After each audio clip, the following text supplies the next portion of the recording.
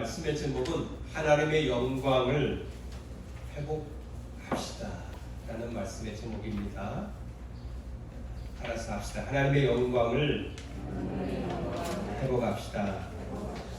네. 왜 성도가 패배하는 신앙생활을 할까? 어떻게 하면 승리하는 신앙생활을 할 수 있을까? 어떤 신앙생활이 하나님이 기뻐하시는 신앙생활일까? 이것에 대한 해답이 오늘 본문의 말씀에 있습니다. 우리 모두는 하나님이 기뻐하시는 신앙생활 하기를 원하고 있습니다.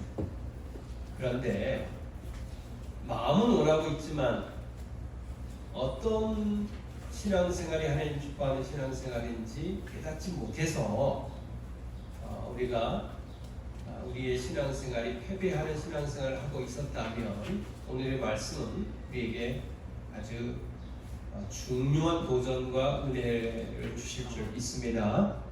네, 그래서 오늘 또 말씀의 경청에서 우리 목양의 모든 가족들이 다 하나님이 기뻐하시는 신앙생활을 다 할 수 있기를 주의 이름으로 축복합니다.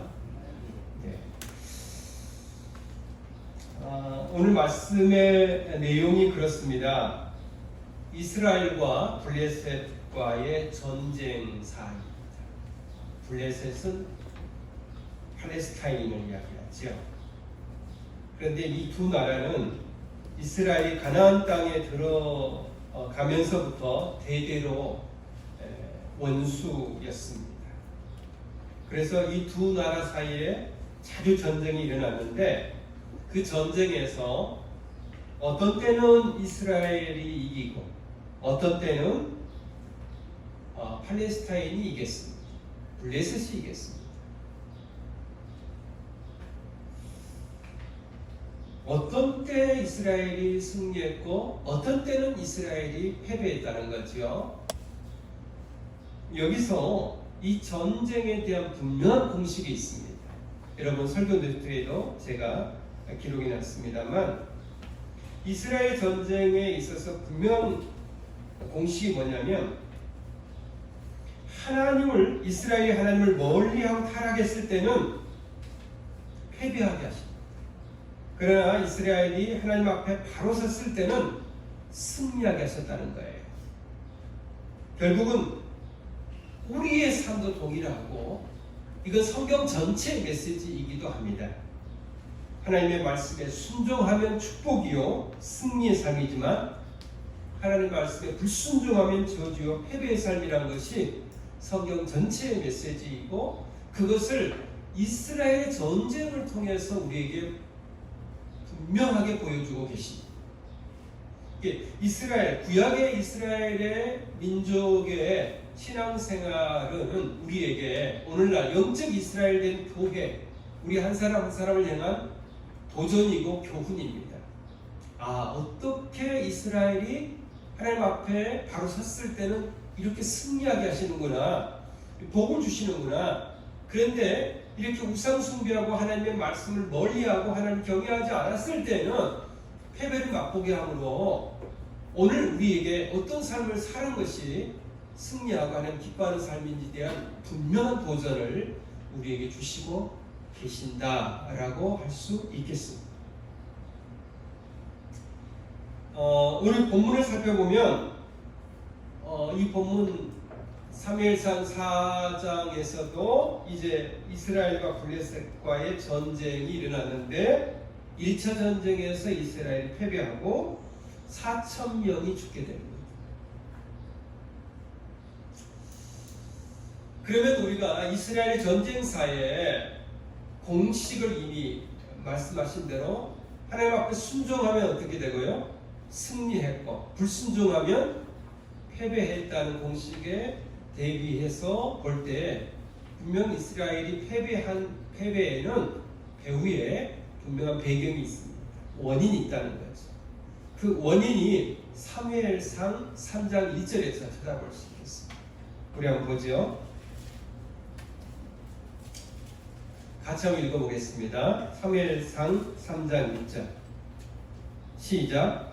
아이 사무엘이 엘리 앞에서 여호와를 섬길 때에는 여호와의 말씀이 희귀하여 이상이 흔히 보이지 않았더라. 이 당시에 이스라엘의 영적 상태는 하나님의 말씀이 희귀했다 그랬어요. 하나님의 말씀이 보이지 않았다는 거예요. 하나님의 말씀을 가까이 하지 않았다는 거예요. 하나님의 말씀을 멀리 했다는 거예요. 이게 영적 상태였어요. 한 주간 사랑하는 목양의 가족들은 어떻게 사셨나요? 하나님의 말씀을 가까이 하면서 그 말씀을 생명의 양식으로 여기고 묵상하시면서 사셨나요? 아니면 하나님의 말씀을 멀리하고 희귀한 삶이셨나요? 한 주간의 우리의 삶의 열매가 하나님께 영광이 되었나요? 아니면 그렇지 않았나요? 이 말씀을 통해서 우리를 점검해 볼 수 있다는 거죠. 우리의 삶이 영적인 전쟁이거든요. 영적 전쟁. 블레셋과의 육적인 전쟁의 모습은 오늘 우리 성도들의 영적 전쟁의 모습과도 같다는 것이죠.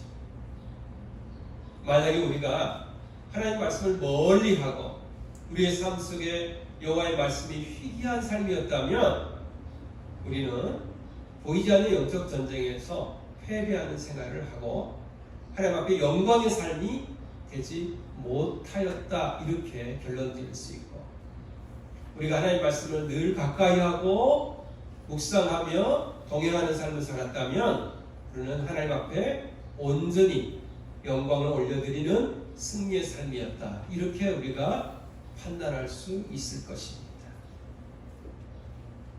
그러므로 내 삶이, 한 주간의 내 삶이 전생애가 하나님을 영화롭게 하고 승리하는 삶이었다, 패배하는 삶이었다의 시금석은 내가 얼마만큼 하나님의 말씀을 묵상하고 가까이 하고 그 말씀에 기쁨으로 순종하는 삶을 살았는가에 가름해 볼 수 있는 것입니다. 결국은 1차 전쟁의 패배의 원인이 사무엘상 3장 1절에서 찾아볼 수가 있었다는 것입니다. 이스라엘 백성들은 하나님 앞에 바로 서지 못했습니다.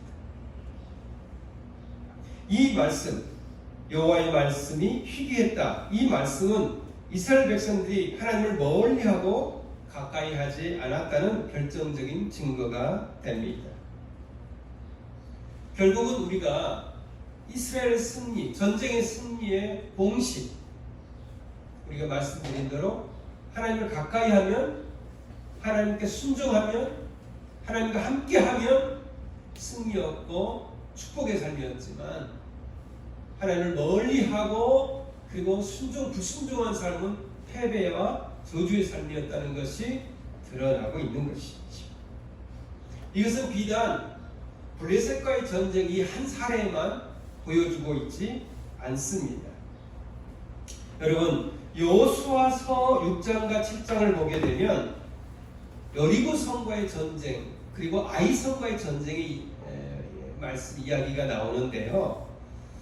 우리가 아다시피 난공불락의 크고 견고한 성의 대명사인 여리고성, 그 여리고성과의 전쟁에서는 쉽고도 분명하게 완벽한 승리를 이룹니다.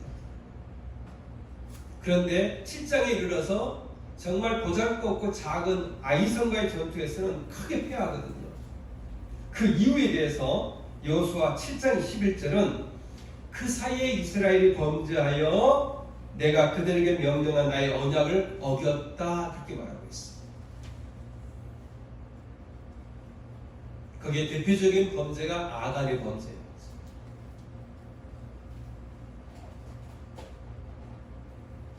그러나 승리하는 삶을 또 살펴보게 되면요, 사사기 8장에 기드온과 300용사가 있습니다. 기드온과 300명의 군인들이 미디안과의 전쟁과 싸우는데 기드온은 300명이었어요. 근데 미디안은 몇 명의 군대를 가지고 있었냐면 13만 5천 명이었어요. 몇 명이요? 13만 5천 명. 300명 대 13만 5천 명과의 싸움이었어요. 도저히 이길 수 없는 싸움인데 누가 승리하죠? 기드온 300명이 승리합니다.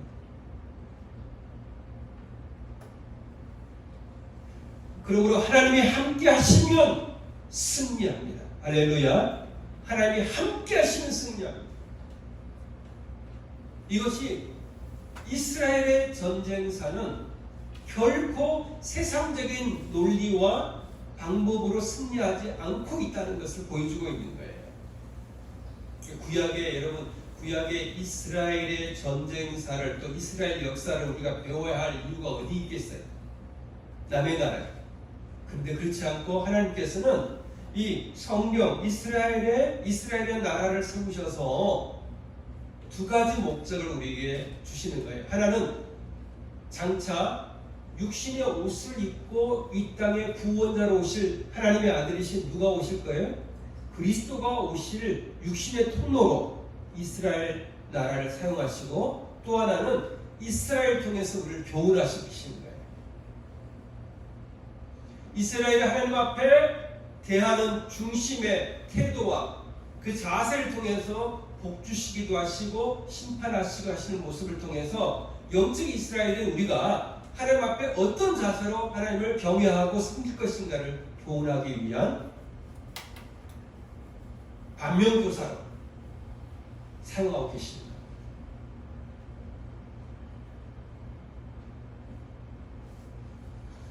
또 하나 극적인 싸움을 우리는 살펴볼 수가 있는데요. 사무엘상 17장 한번 보시죠. 사무엘상 17장 45절부터 보겠습니다.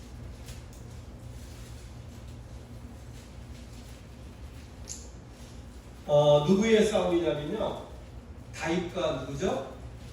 다윗과 골리앗과의 싸움. 골리앗은 6규빗 그리고 한 뼘을 더 가지고 있다고 했어요. 그 키가 한 규빗을 50cm, 45cm에서 50cm 사이거든요. 50cm를 잡으면 3m 20 정도에 되는 키를 가지고 있다는 거예요. 3m가 넘는 엄청난 거리. 그 골리앗. 도저히 사람 대 사람으로서는 도저히 이길 수 없는 불가능. 그런데 소년 다윗이 이미 우리가 아는 대로 물맷돌로 승리합니다. 승리하기 전, 그가 골리앗과의 싸움 전에 그가 고백한 신앙 고백이 45절부터 나와 있어요.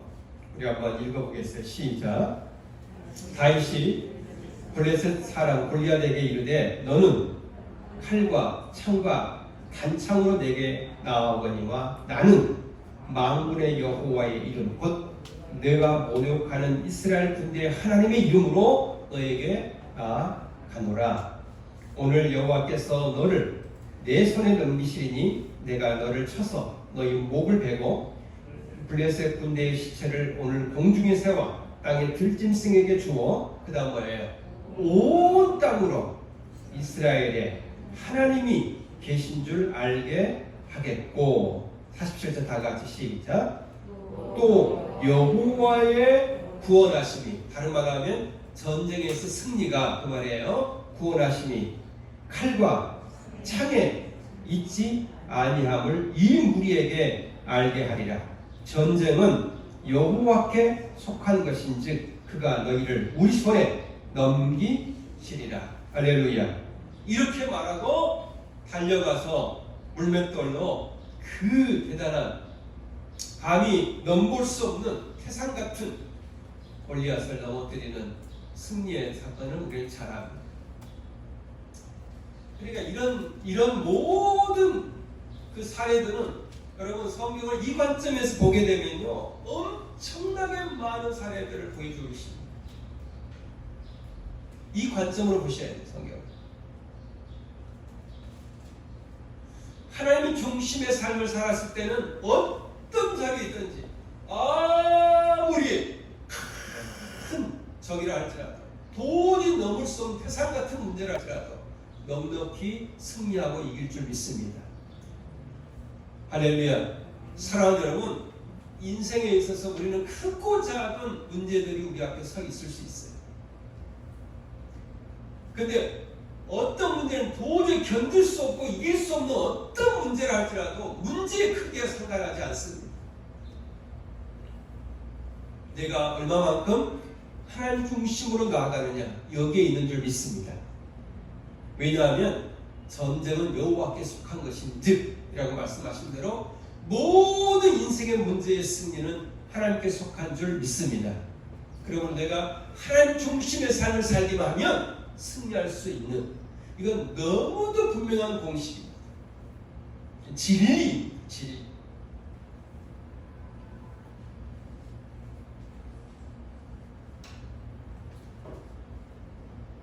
그러므로 오늘 이스라엘은 패배의 원인을 여기에서 찾아야 됨에도 불구하고, 자기의 신앙생활에서 찾아야 됨에도 불구하고 그렇게 하지 않고 하나님께 원망을 돌리고 있어요. 이게 바로 너무도 안타까운 일이죠. 우리 한번 보겠어요. 4장 3절을 보겠어요. 4장 3절 읽겠습니다. 시작. 백성이 진영으로 돌아오매 이스라엘 장로들이 이르되 여호와께서 어찌하여 우리에게 오늘 블레셋 사람들 앞에 패하게 하셨는고.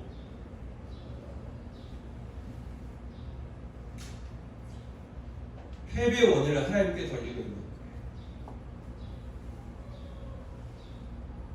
우리의 신앙생활도 때때로 우리가 신앙생활을 하다가 삶의 고난과 시련과 어떤 문제가 오게 되면 하나님을 원망하는 그런 일들이 자주 있게 되는데, 이스라엘 장로의 모습, 문제 앞에 잘못된 판단을 하고 있는 이스라엘 장로의 모습이 우리의 모습일 수 있다는 것을 우리는 발견하게 됩니다. 그래서 문제 원인을 잘못 해석하다 보니까 해결점도 잘못하고 있는 거예요. 그래서 어떻게 해결을 하려고 하냐면, 자 3절 하반절을 보게 되면 여호와의 언약궤를 실로에서 우리에게로 가져다가 우리에게 있게 하여 그것으로 우리 원수들의 손에서 구원하자. 뭘 가져오자? 언약궤를 가져오자. 그렇게 이야기를 하고 있습니다. 자, 이 언약궤는 하나님의 임재를 상징합니다. 언약궤에는 십계명과 만나와 아론의 쌍난 지팡이가 들어 있습니다. 이 언약궤는 하나님께서 그 십계명도 하나님이 직접 주신 것이죠. 만나도 오직 하나님만이 주시는 양식을 상징하는 거죠. 아론의 쌍난 지팡이도 죽어있는 나무에 싹이 나서 열매를 맺은 것은 오직 하나님만이 하시는 일이기 때문에 이 모든 것을 통해서 하나님이 함께 하시는 임재를 상징하고 있습니다. 사실 이스라엘 역사를 보게 되면 언약궤가 이동함에 따라서 하나님의 영광이 뒤따랐고 함께 했던 것을 볼 수가 있습니다. 광야의 이동 중에 낮에는 구름 기둥으로, 밤에는 불 기둥으로 인도하심도 하나님의 언약궤가 함께 하셨기 때문에 그렇습니다. 요단강을 건널 때에도 이스라엘 제사장이 언약궤를 맨 제사장의 발이 요단강을 닿자마자 마침 강물이 엄청난 하나님의 영광의 압력으로 내려오는 강물이 끊어지고, 그리고 마른 땅처럼 건너는 역사가 나타났습니다. 바로 하나님의 영광이 언약궤 안에 함께했기 때문에 이런 일들이 일어난 것을 이스라엘이 알고 있었던 것이죠. 그래서 그들은 그 언약궤를 가져오기만 하면 이제 블레셋과의 전쟁에서 승리할 수 있을 것이라 생각하고 그 언약궤를 전쟁터에 가지고 왔습니다. 그런데 우리가 잘 아는 대로 언약궤를 가지고 온 두 번째 전쟁, 2차 전쟁에서 어떻게 됐습니까? 결과가? 자, 4장 보세요. 4장 10절 시작. 블레셋 사람들이 쳤더니 이스라엘이 두 번째 패하여 각기 장막으로 도망하였고 살육이 심히 커서 이스라엘 보병에 엎드러진 자가 3만 명이었으며 하나님의 언약궤는 뭐예요? 11주 빼앗겼고 엘리의 두 아들 홈리와 비느하스는 죽임을 당했다고 했어요. 언약궤 없는 1차 전쟁에서는 4천 명이었는데 언약궤를 모신 2차 전쟁에서는 몇만 명이 죽었어요? 3만 명이 죽고 언약궤도 빼앗기고 언약궤를 관리하는 제사장인 홈리와 비느하스조차도 죽임을 당했다고 했어요. 뭐가 문제였을까요? 왜 이런 일이 일어났을까?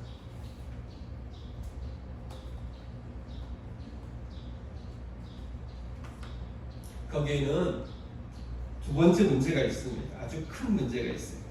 자, 언약궤를 누가 가져왔냐면요. 4절에 보겠어요. 4절. 이에 백성이 실로의 사람을 보내어 그룹 사이에 계신 만군의 여호와의 언약궤를 거기서 가져왔고 그 가져옴과 그 모든 일을 누가 했다? 엘리의 두 아들 홈리와 비느하스는 하나님의 언약궤와 뭐예요? 함께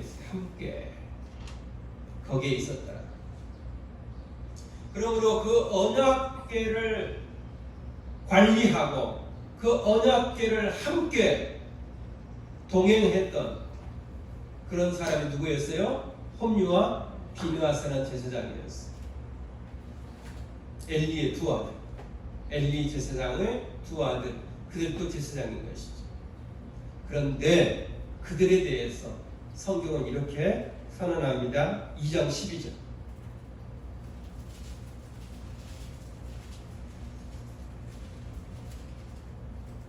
2장 10절 보겠어요. 시작. 엘리의 아들들은 행실이 나빠 여호와를 알지 못하였더라. 하나님을 경외하는 마음이 없었어요. 2장 17절도 보겠어요. 2장 17절 시작. 이 소년들의 죄가 여호와 앞에 심히 크면 그들이 여호와의 제사를 멸시함이었더라. 누구보다도 제사를 소중하게 여기는, 예배를 소중하게 여겨야 할 예배 인도자이고 제사장인 홈리와 비느하스는 그 중심에 하나님을 경외하는 마음이 없었어요. 외형적 형식은 갖추었습니다. 언약궤를 앞세우는. 그리고 그들의 직분은 제사장이었습니다.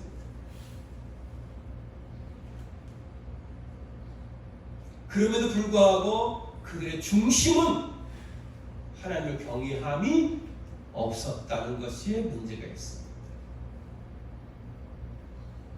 이것은 우리의 신앙생활을 돌아보게 하는 중요한 도전의 말씀이기도 합니다. 목사에게 주시는 말씀이죠. 누구보다도 더 신앙생활을 바르게 하고 더 바른 예배자로 서야 될 목사. 제가 개인적인 그런 간증을 한 적도 있을 거예요. 많은 시간을 저는 예배 인도자로 살았지 예배자가 아니었다고 그런 말씀을 드렸어요. 예배 시간에 예배 인도자로 저는 살았어요. 예배 순서를 지내는. 근데 예배자의 삶은 아니었던 때가 있었어요.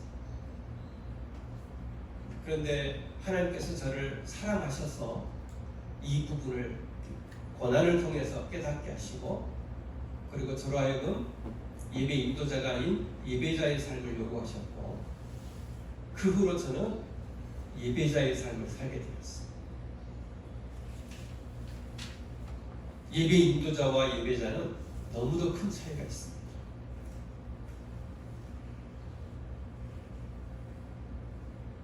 우리는 예배자가 되어야 될 줄 믿습니다. 우리가 주방 봉사하는 분들도, 우리 가족들도 주방 봉사라는 것은 너무 귀한 일이긴 한데, 그것이 그 봉사의 빌미로 예배의 영광과 예배를 바르게 드리지 못한다면 우리는 예배 인도자지, 예배 봉사자지, 예배자가 아닐 수가 있다는 거죠. 우리는 예배자가 되어야 합니다. 할렐루야. 예배자가 되어야 돼요. 저는 죄송하지만 예배 인도자일 때는 성도들이 누가 왔는지 누가 안 왔는지 그게 제일 관심이 있어요.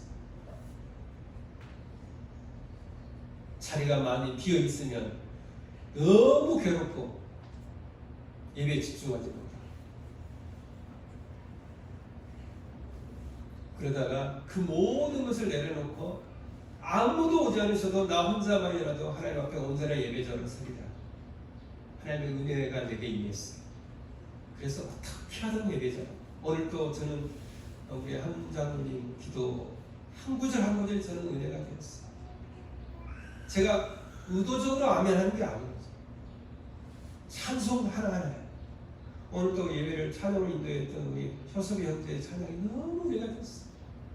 가사의 은혜가 됐어요.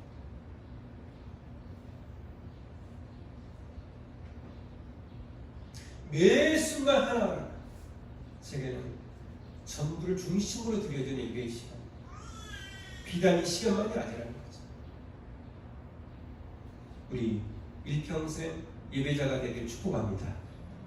그렇게 돼요. 신앙생활, 하나님 앞에 신앙생활 해야 돼요. 여러분, 하나님은 어떤 분이신가? 사무엘상 16장 7절을 보세요. 한번 찾아볼까요?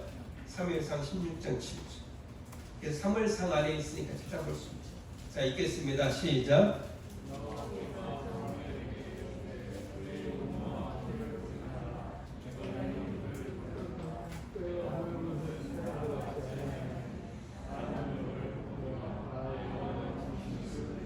사람은 외모를 보거니와 나 여호와는 중심을 보느니라. 사람은 전쟁의 성공, 승패가 군대와 칼과 창, 좋은 무기에 있다고 생각합니다. 물론 상식적으로 맞습니다. 그러나 주 안에서는 상식이 통하지 않습니다. 그 중심이 하나님 앞에 바로 서는 자에 있는 줄 믿습니다. 우리의 개인의 삶도 마찬가지입니다. 여러분, 인생의 행복이 물질에 있거나 외형적 성공에 있지 않습니다. 이미 넘치는 물질과 외형적 성공 다 가지고 있는 사람일지라도 그 중심을 보시면 패배의식과 절망의식과 우울증과 교만과 죽음에 이르는 삶을 살고 있는 겁니다. 하나님이 그렇게 만드셨어요. 그래서 파스칼이 말하기를 하나님이 인생을 창조하시고 하나님만 채울 수 있는 공백을 주셨다고 했어요. 이 공백이 믿음으로 바른 신앙생활로 채워지지 않으면 결코 인생은 행복할 수가 없어요.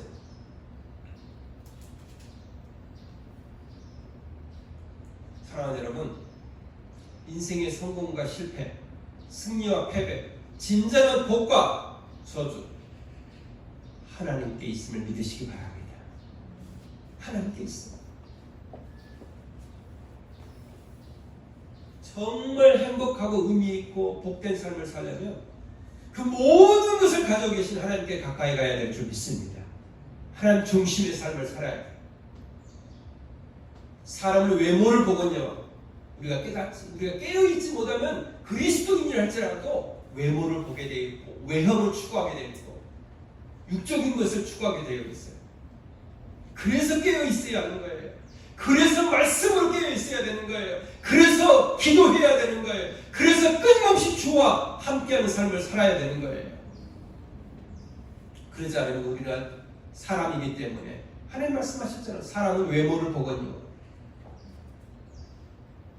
나 여호와는 중심을 보는데 우리가 하나님께 가까이 가면 중심의 사람이 되는 줄 믿습니다. 중심의 사람. 하나님이 받으시는 사람이 되는 거예요. 중심을 보시는 하나님께서 그 회개하지 아니하고 여호와의 제사를 멸시하는 겉은 제사장이고 그리고 하나님의 임재를 상징하는 언약궤는 앞서가 있지만 어떻게 하나님의 영광이 함께 하시겠어요? 하나님을 경외하는 마음이 없이 그저 자기의 필요 때문에 언약궤를 앞세우는 그런 이스라엘 전쟁에서 어떻게 하나님께서 역사하시겠냐는 거예요. 이건 마치 무속신앙과도 같습니다. 여러분, 제가 설교 노트에다가 무속신앙의 특징에 대해서 제가 적어놨어요. 한번 여러분 같이 한번 읽어봅시다. 무속신앙의 특징. 시작. 오직 자신의 안녕과 번영, 필요에만 있다. 하나님을 경외하고 그 뜻에 순종하는 거룩한 삶의 의식에는 관심이 없고 오직 자신의 안녕과 필요에만 관심이 있다면 우리의 신앙은 무속신앙과도 같다. 신앙의 형식은 갖추었지만 진리, 하나님을 경외하는 마음이 수반되지 않는 형식적인 신앙생활에는 하나님의 영광이 나타나지 않습니다. 안타깝게도 얼마나 많은 그리스도인들이 그리스도인이라는 이 엄청나고 놀라운 특권과 은혜를 입었음에도 불구하고 하나님을 대할 때 무속신앙처럼 대하는, 하나님의 영광과 큰 뜻에 대해서는 관심이 없고 오직 자기 필요에만 관심이 있는, 그렇게 접근하면 여러분 어리석은 것이 어리석지. 하나님은 우리를 사랑하시되 죽기까지 사랑하시는 분이심을 믿으시기 바랍니다. 정말 우리에게 좋은 것을 주기를 원하세요. 그 모든 만복의 근원이 하나님께 있기 때문에 여러분 하나님을 가까이 해야 되는 거예요. 중심으로. 외형만, 형식만 갖추어서는 안 되는 거예요. 말라기서의 심지어는 이렇게 말씀하세요. 누가 내 성전문을 닫았으면 좋겠다.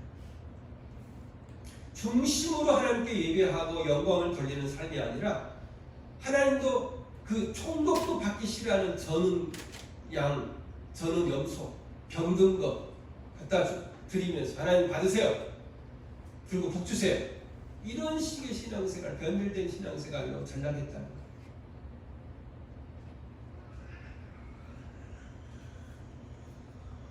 신앙의 형식은 갖추었지만 그 중심이 하나님의 영광을 위한 중심이 갖추지 못한 그곳에 어떻게 하나님의 영광이 나타나겠습니까? 어떻게 하나님의 능력이 나타나겠습니까? 하나님을 경외하는 순종과 믿음이 없는 형식적인 신앙생활 속에 어떻게 하나님이 함께 하시겠습니까? 이제 오늘 교훈의 말씀입니다. 여러분 이 말씀만 우리 같이 읽고 맞춰보려고 합니다. 여러분 설교 노트에 같이 나타나 있습니다. 교훈, 뼈아낀 언약궤를 통해 주신 교훈이에요. 첫 번째 뭐예요? 진실된 믿음. 뭐죠? 하나님을 경외하는 마음이 없는 상징, 외형적 신앙생활은 의미가 없다. 소용이 없다. 아무리 그럴듯한 형식적 신앙생활을 갖추었어도 위대한 상징이라는 그런 뜻이에요. 내면의 믿음이 바로 서지 않으면 아무런 의미도 없고 능력이 없습니다. 그러므로 우리의 마음에 누구 중심이 되어야 된다? 하나님 중심이 되어야 될 줄 믿습니다. 예배의 행위는 귀하지만 형식적인 예배가 되어서는 안 된다 이 말이에요. 진실한 예배, 신령과 진정으로 올려드리는 예배, 하나님께 집중하는 예배. 내 생에 가장 귀한 시간이 하나님께 예배하는 시간이야라고 중심으로 준비된 예배.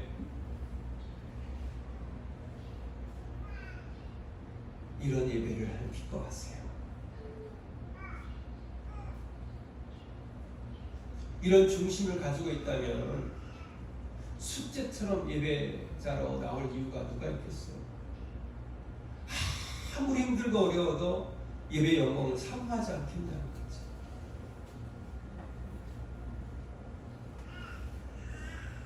그러므로 외형적인 신앙생활의 형태보다도 중심으로 주와 동행하는 삶을 살아야 합니다. 결국은 언약궤를 가져오는 대신에 회개가 앞서야 되는 거죠. 하나님 중심의 신앙생활로 회개했을 때에 하나님께서는 그 영광과 함께 하셔서 반드시 블레셋과의 전쟁에서 위대한 승리가 있었을 줄 믿습니다. 그래서 회개 없는 언약궤 앞세움이 아니라 회개가 수반된 언약궤를 앞세울 때 위대한 승리가 있었을 것이다. 그러므로 우리의 삶의 최우선순위는 하나님께 영광이 되어야 될 줄 믿습니다. 하나님께 영광. 그래서 고린도전서 10장 31절에도 너희는 먹든지 마시든지 무엇을 하든지 하나님의 영광을 위하여 하라. 그렇죠? 그것이 우리의 최대 관심이 목적이 돼야 돼. 인생의 제일 되는 목적, 구원받은 하나님 자녀의 목적, 하나님을 기쁘시게 하는 삶. 말씀을 마치겠어요. 사랑하는 여러분, 다시 한번 우리의 신앙생활 속에서 하나님의 영광이 충만하길 축원합니다. 중심으로 하나님을 경외하는 그런 아름답고 귀한 그 열정이 충만하길 축복합니다. 그래서 비록 코로나19로 인해서 여러분 모두가 다 이 현장 예배에 참석하지 못하다가 그보다 더 중요한 것이 삶의 현장 속에서 주님과 동행하는 삶이다. 이렇게 여겨집니다. 그래서 하나님의 말씀을 생명의 양식으로 정말 여기고 그 말씀을 묵상하고 그 말씀으로 인해서 기뻐하고 그 말씀의 순종함이 내게 축복을 여기고 살아가는 목양의 모든 가족이 되시길 주의 이름으로 축복합니다. 기도하겠습니다. 우리 한 주간의 나의 삶을 돌아보면서 나는 하나님의 말씀이 희귀한 삶이 아니었는가? 그렇다면 회개하고 하나님께